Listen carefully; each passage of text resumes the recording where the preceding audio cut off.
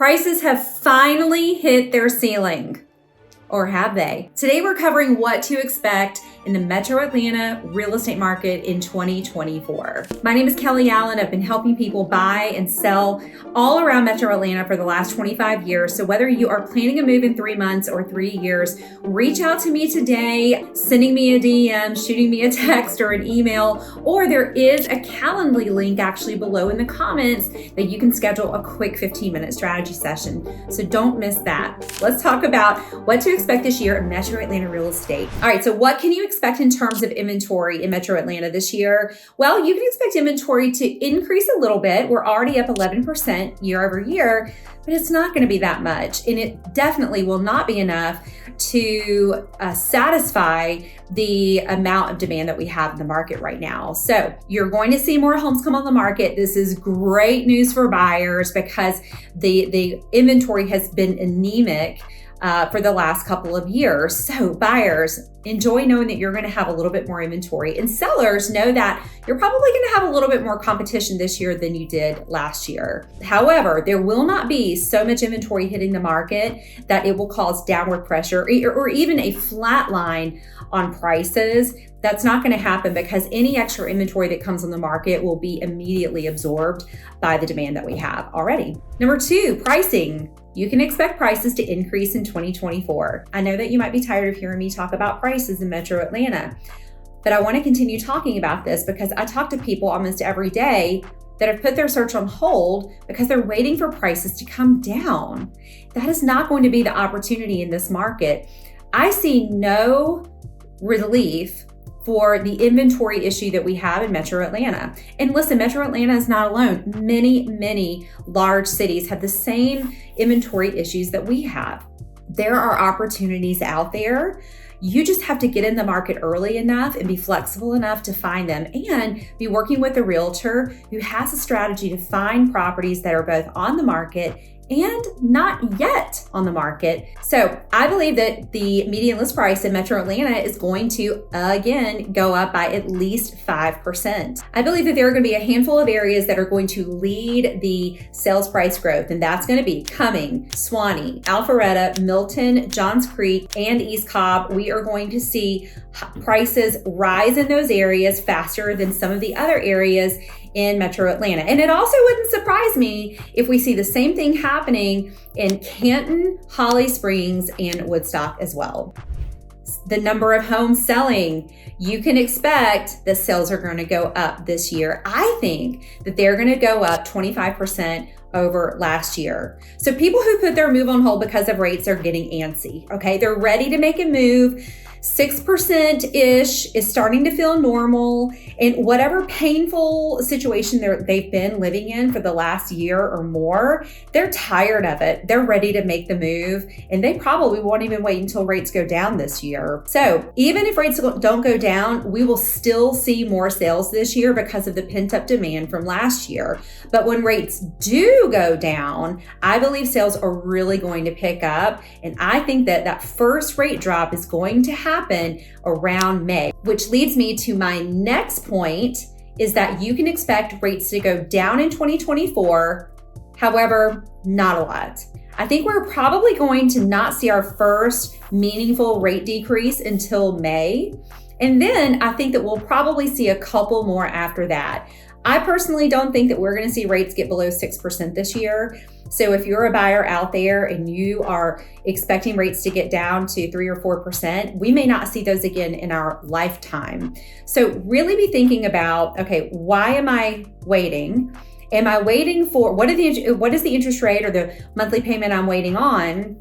And if prices go up by 5%, then will that offset the savings of getting a, let's say, 6% interest rate? I think that we're going to end the year somewhere between 6.3 and 6.5% for interest rates. As you can see from this graph here, getting back into the sixes feels very normal for interest rates, over the last 20 to 30 years.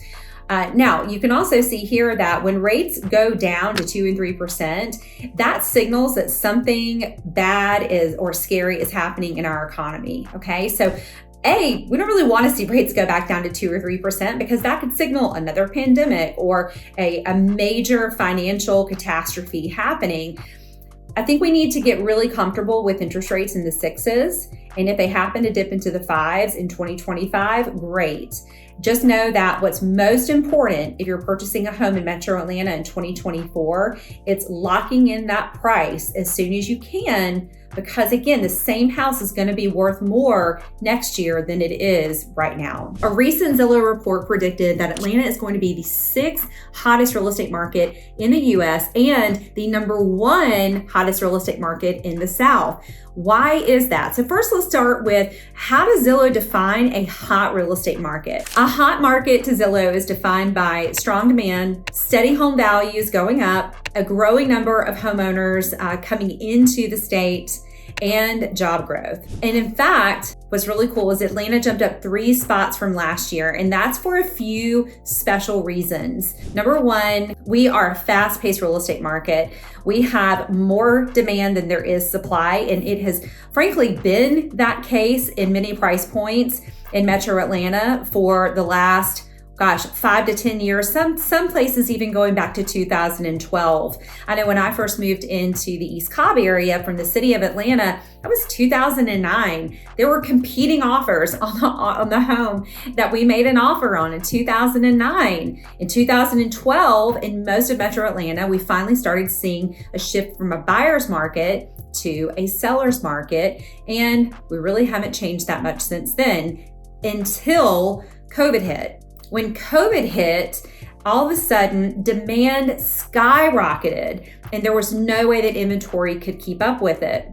So demand skyrocketed, inventory actually went down. And so we are still sitting at about half the inventory that we had before the pandemic started, which again, has caused this very fast-paced real estate environment. The second reason is steadily rising home values.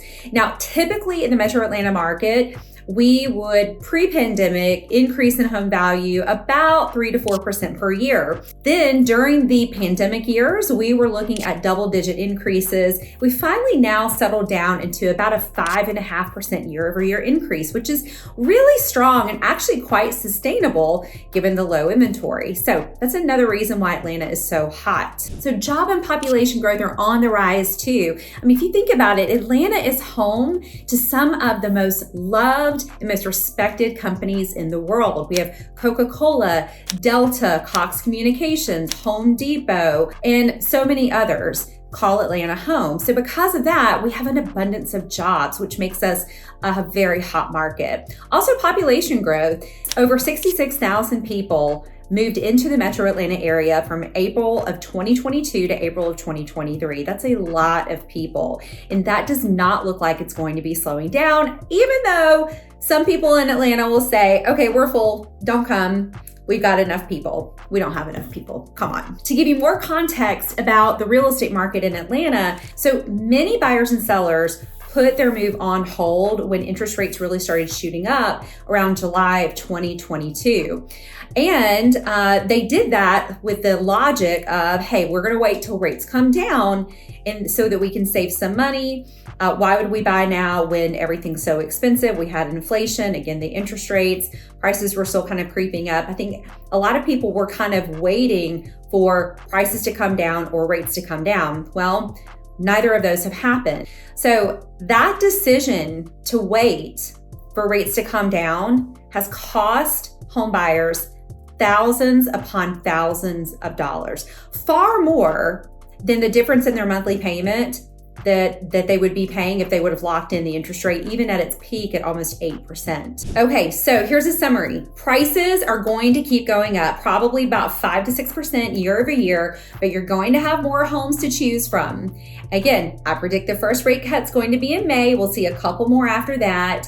Typically during election season, we'll see kind of a pause for a couple of weeks in November. I do believe my high net worth clients will be pausing really probably for the fourth quarter just to watch and see what happens this election cycle. But I think really the last half of the year is going to be really strong, even stronger than the first half of the year. All right, if you're a buyer, stop waiting for rates to go down to buy. You did that last year and it cost you a lot of money.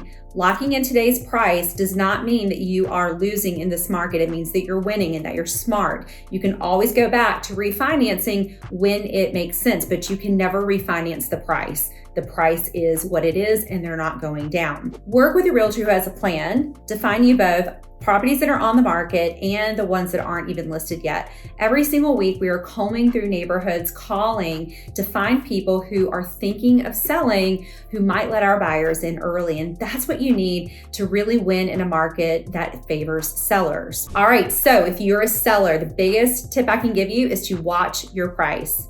This is not the market that you can just slap a price on a piece of crap and know that it's going to sell at a premium. That was 2021. That is not now. It is still a price war and a beauty competition. You have to be priced right for the value you have or the value you don't have, and you have to look as good as possible. So have a plan for that. Put the time and the effort into it. I promise it will pay off. Homes on the market are staying on the market for only about 7 days right now if they're priced right. If you get the price wrong, you're going to be looking at 4 times that amount on the market and about a 10% penalty in your price. So if you're a buyer looking for opportunity, look at properties that have been on the market for longer than a couple of weeks that have not reduced their price. You're going to find some negotiating room there. So those are my predictions for what to expect from the Metro Atlanta real estate market in 2024. What did I miss? What do you guys think is going to happen in 2024? Let me know in the comments. Hit the subscribe button if you haven't already. And listen, I appreciate being a resource for all things Metro Atlanta real estate to you. If you have an idea for a video or a question, please let me know, and I'll see you next time.